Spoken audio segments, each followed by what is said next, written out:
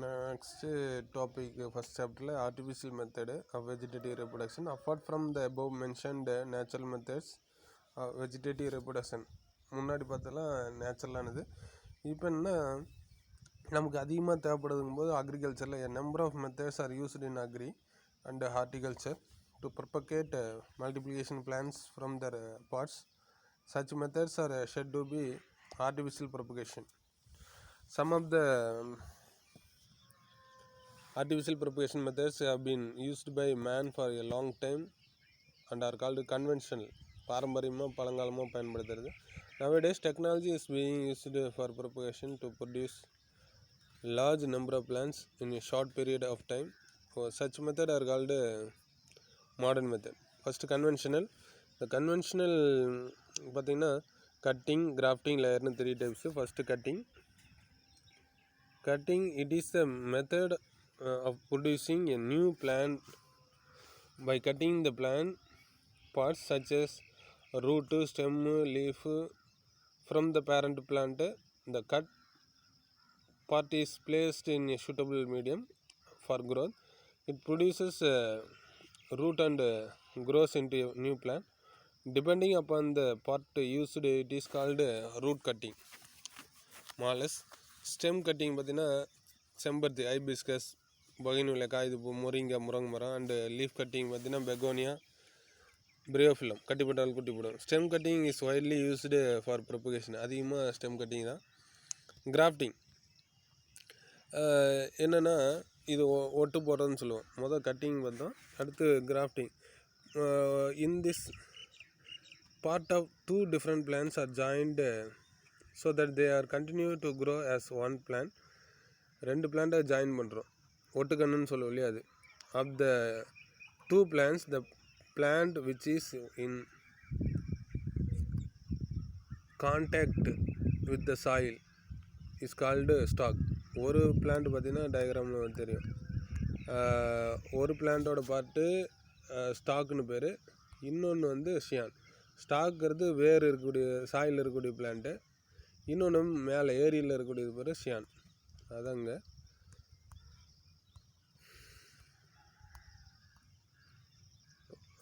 சாயிலோடு இருக்கிறது stock. And the plant used the grafting, ஒட்டு போடுற பிளான்ட்டுக்கு பேர் என்னது, ஷியான்.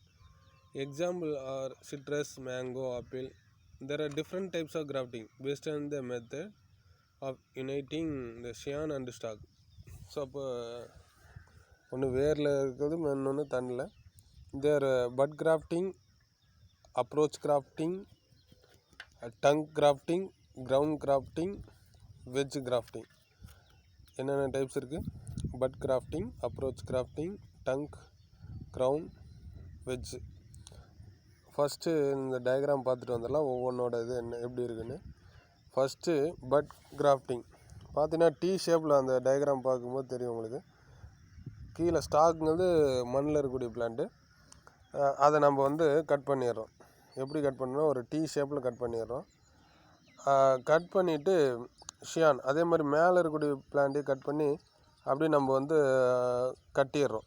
கட்டும்போது என்ன, அதுலேருந்து நியூ பிளான்ட் வரும், அது பட் கிராஃப்டிங். அப்ரோச் கிராஃப்டிங்கிறது ரெண்டு பிளான்ட்டு, ஒன்று ஒரு பாட்டட் பிளான்ட்டு, இன்னொன்று வந்து அனதர் பிளான்ட். இது ரெண்டையும் வந்து அதோட பிரான்ச்சு நல்லா கட் பண்ணி அதை கட்டிட்டோம்னா அதுலேருந்து நியூ பிளான்ட் வந்துடும். இது அப்ரோச் கிராஃப்டிங்.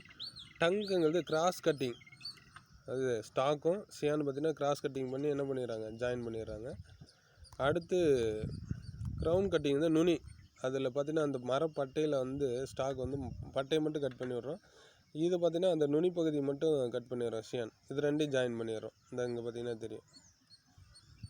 அடுத்து வெஜ் கட்டிங், ஆப்பு கிராஸை சென்டரில் கட் பண்ணி விட்டு நம்ம அதை ஃபுல்லாக கட்டிடுறோம். கட்டுறதுன்னா என்னென்னா பாலித்தீன் பேக் வச்சு கொஞ்சம் மண் அது மாதிரி ஈரமாக வச்சோம்னா தான் அங்கே வந்து எந்த அஃபெக்ட் ஆகாமல் வரும், அதுக்காக. ஸோ இப்போ ஃபஸ்ட்லேருந்து பார்க்கலாம். ஃபஸ்ட்டு என்ன cutting, but cutting. D shaped incision, என்ன ஷேப்பில், டி ஷேப் இஸ் மேடம் இந்த ஸ்டாக்குங்கிறது எது, கீழே இருக்கக்கூடிய வேறு பகுதி. And the park is lifted.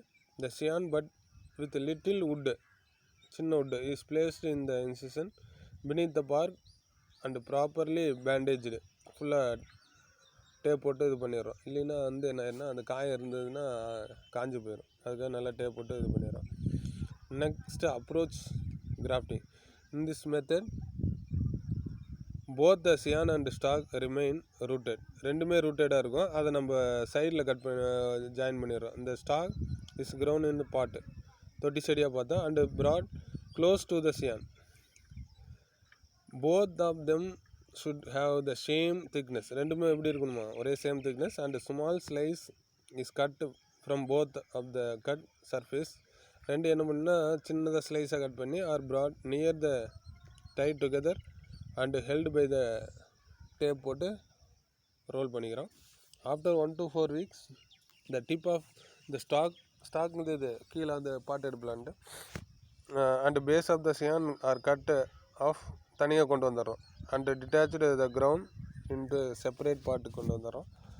அடுத்து டங்க் நான் மாதிரி எப்படி கொஞ்சம் சாய்வான்னு சொன்னோம் இல்லையா. A scion and stock having the same thickness is cut obliquely, அப்படின்னா கொஞ்சம் சாய்வாக cross cutting, and the scion is fit into the stock and bound with a tape. அடுத்து கிரவுண்ட் கிராஃப்டிங். நுனியில் மட்டும் சொன்னோம் இல்லையா. When the stalk is large in size, sian are cut into wedge shape and are inserted on the slit or cleft of the stalk and fixed in position using என்ன wax, craft wax வச்சு cover பண்ணிடுறோம். அதுக்கடுத்து veg ஆப்பு வடிவு மாதிரி. In this method a slit is made in the stalk or the bark is cut, மரப்பட்டையை cut பண்ணிடுறோம். எப்படின்னா veggies ஆப்பு மாதிரி. A twig of sian is inserted and tightly bound so that the cambium of the two is joined, அந்த cambium part. அடுத்து layering வந்து இந்த மண் போட்டு இது பண்ணுறது. என்ன அப்படின்னா இந்த டயக்ராமில் பார்த்தாவே தெரியும் உங்களுக்கு. இப்போ மதர் பிளான்ட்லேருந்து ஒரு வீக் ஸ்டெம் மட்டும் மண்ணுக்குள்ளே அப்படியே கொஞ்சம் புதைச்சி வச்சிடறோம். இது பார்த்திங்கன்னா இதெல்லாம் அப்படின்னா ஜாஸ்மின் இருக்குல்ல, மல்லிகைப்பூ, அதோட பிரான்ச் இது பண்ணுறது. இன்னொன்று என்ன, அந்த பிரான்ச் பார்ட்டை கட் பண்ணி விட்டு அதில் வந்து க்ரோத் ஹார்மோன்ஸையும் மாய்ஸ்சாய் வச்சு கட் பண்ணி, அதாவது கட்டிடுறோம். கட்டினதுக்கப்புறம் அது புது பிளான்ட்டாக வந்துடும். அதை நம்ம கட் பண்ணி தொட்டி செடியாக வளர்த்துக்கலாம் தனியாக. ஸோ அதான் லேயரிங். அப்போ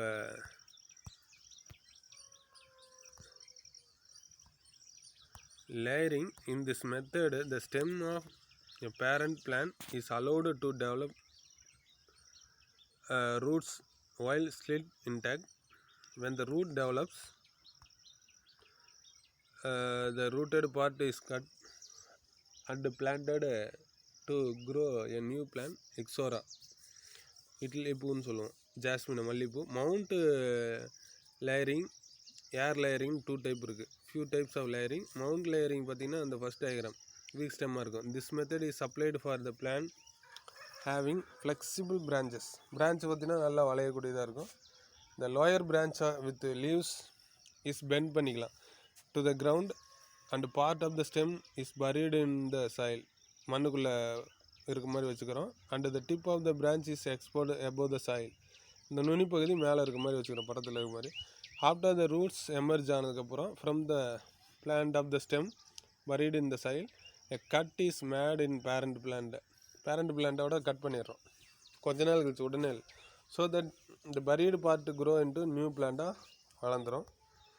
அடுத்து air layering. In this method of stem is griddled at nodal region and hormones are applied to this region which promotes rooting.